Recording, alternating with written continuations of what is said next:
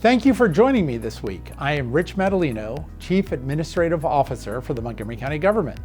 This week, County Executive Marc Elrich is away on county business. He is in Daejeon, Korea, attending a conference of similar governments from around the world, talking about how we can work together to collaborate on innovative solutions to the problems facing communities all over the world. So first, let's talk about an important new program that shows vision and innovation as we continue our effort to end childhood hunger in Montgomery County. The MC Groceries program offers critical support to households at risk of experiencing food insecurity by offering a new option for virtual grocery shopping. Through a first-of-its-kind partnership with Instacart, participating families will have the option of picking up their groceries in person or having them delivered. Approximately 600 Montgomery County families, with collectively nearly 1,500 children, are already part of the MC Groceries program.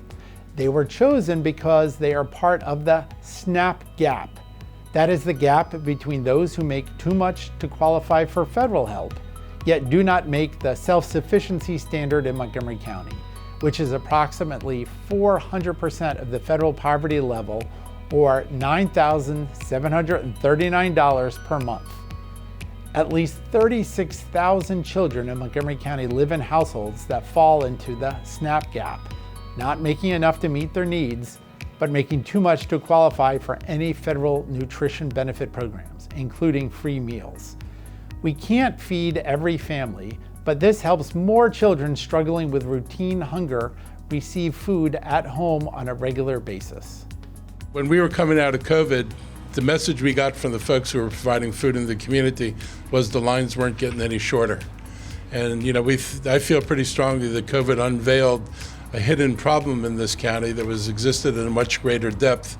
And the lack of access to grocery stores made it even harsher for people. The population of Montgomery County is in many ways unique. Our vibrant food landscape, retailers, restaurants, farmers markets, food producers, they illustrate the incredible diversity of our population. Our food access challenges are no less unique. Due to our high cost of living, more than 30% of Montgomery County residents have household incomes that fall below the self-sufficiency standard. This means that over 300,000 of our neighbors are not able to afford all of their basic needs, including food.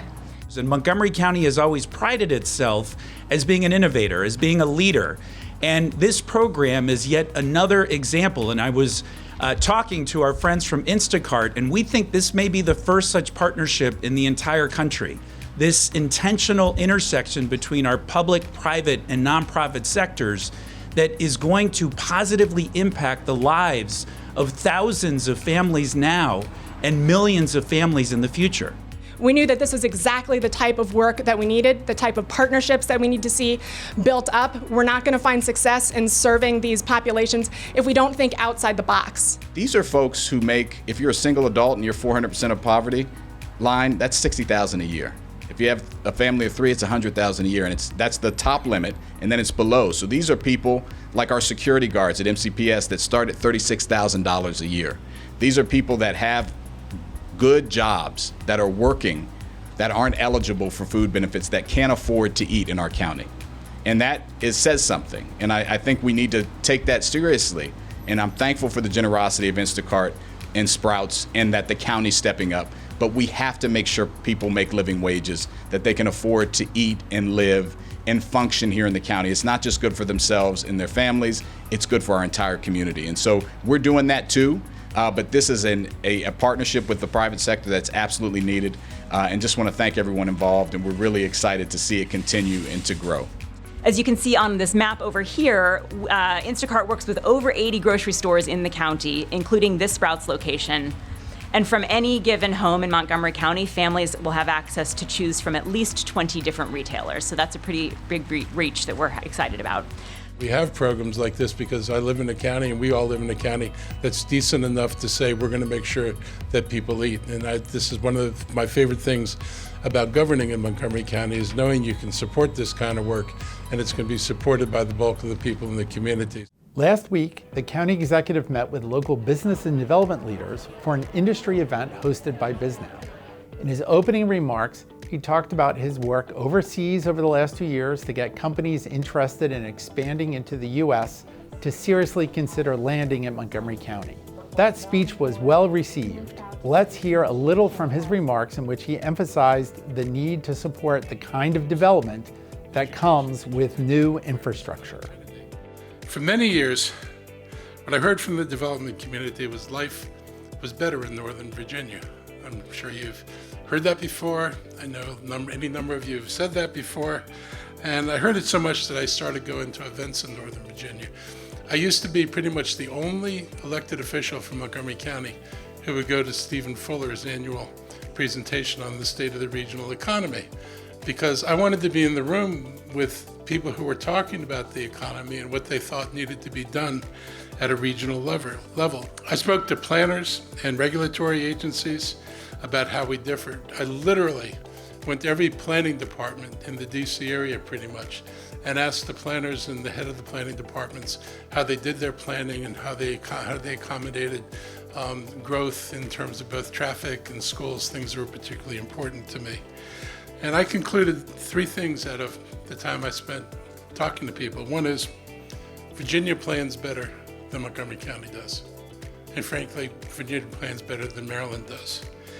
And second, they tax smarter than we do. The fact that Virginia, Fairfax County taxes commercial property almost 50% higher than Montgomery County taxes commercial property. And that's not what most people think. The assumption is, and I hear it all the time, Virginia's a low tax state. Not if you're a developer, it's not a low tax state. And the other thing is Virginia delivers to developers what they need. So you can look at Tyson's Corner and look at the transformation in Tyson's, and you see a remarkable transformation from 2 shopping centers, as nondescript as any shopping centers could have been back in the day, to an economic hub for Fairfax County that's unrivaled by any place else in Fairfax County. They've done all this in not a very long time. The number one impediment we have is transportation. And we're talking about transportation being the key to economic development. And Montgomery County has not been able to make the progress that it needs to make, and it is seriously holding us back. We've got a plan for a BRT network. It's 110 lane miles of bus rapid transit on every major corridor in Montgomery County. It connects people from where they live to where they work. This is all based on origin-destination pairs of where people are living in the county and where the jobs are. The goal is to create this system and to make it possible for us to do what we need to do in order to further attract businesses here. You can watch this speech right now in its entirety on our YouTube channel, youtube.com/Montgomery County MD. Budget community conversations begin this Monday. Monday is the first of the government's community conversations focused on next year's budget, the budget that will start July 1st of 2025. We plan to hold budget forums for the African Caribbean diaspora community, older adults, the Black community, Chinese speakers, and Spanish language sessions. The first community conversation is for East County residents at the White Oak Community Recreation Center. This is an opportunity to learn about the budget and speak on behalf of your community for priority needs. We encourage local business owners, neighborhood leaders, and all residents to participate. A total of 11 community conversations are planned over the next several months. Check the homepage on montgomerycountymd.gov for a link to the full schedule. Meetings will also be broadcast through County Cable Montgomery. COVID-19 vaccinations are now available. Pharmacies in our area are starting to get the new COVID-19 vaccines. Those at high risk of severe complications from COVID-19 are encouraged to book an appointment for a shot as soon as possible. For others, 2 months after the last shot or the last time you got sick is a good rule of thumb. You can also wait and get your flu and COVID-19 vaccines at the same time later this year. Vaccines still offer the best protection from COVID. It is still spreading throughout our region and driving people to the hospital. A vaccine significantly lowers the risk of getting very sick, being hospitalized, or dying. Our health professionals encourage everyone to stay home when they are sick, stay away from people until respiratory symptoms fade. Free COVID-19 test kits will be available through the mail again at the end of September.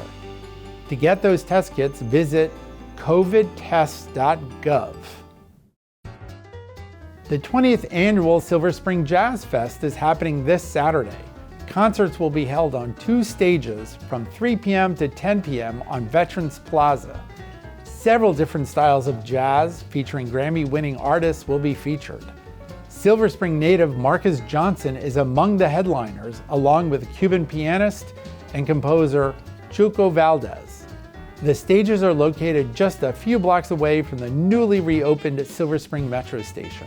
You can learn more about your Metro options and find a schedule for the musicians on silverspringdowntown.com. I hope all visitors enjoy the free show and have a great time. Next weekend, the 2024 Friendship Picnic will be held in Wheaton. Hosted by the Office of Human Rights and the Committee Against Hate and Violence, the annual get-together for all community groups will take place from noon to 5 p.m. at Wheaton Regional Park. The event brings together people of all different cultures and faiths. The free food and a chance to gather helps everyone build stronger alliances. It is important to celebrate diversity in our county when we are dealing with so many disruptions. We live in a challenging time with wars dividing people around the world, but we have worked hard in Montgomery County to keep that from happening here. When the world is divided, we stand together to show unity and promote peace.